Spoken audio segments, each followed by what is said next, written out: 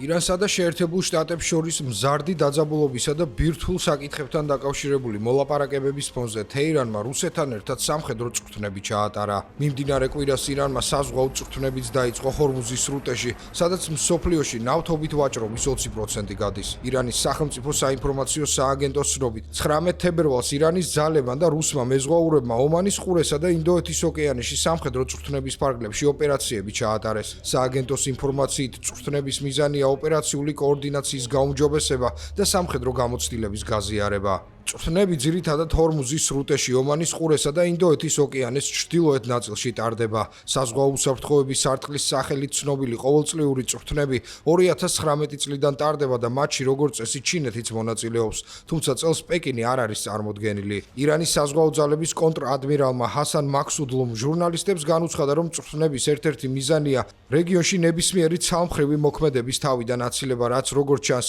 შეერთებული შტატების სამხედრო ძალების გაძლიერებაზე ირიბი მინიშნება. ირანული მედიის ცნობით, წვრთნების ფარგლებში ირანისა და რუსეთის საზღვაო ძალებმა საჰაერო ვიზუალიზაციის ოპერაციებში, ტაქტიკურ ფორმირებებსა და მანევრირებაში ივარჯიშეს. წვრთნები ასევე მოიცავდა შეტევითი ფორმირების სცენარებს, რომლებიც ტაქტიკური კოორდინაციის გაუმჯობესებას, ერთობლივი სარდლობისა და კონტროლის გაძლიერებასა და ოპერატიულ პირობებში სწრაფ რეაგირებაში ვარჯიშს ითვალისწინებდა.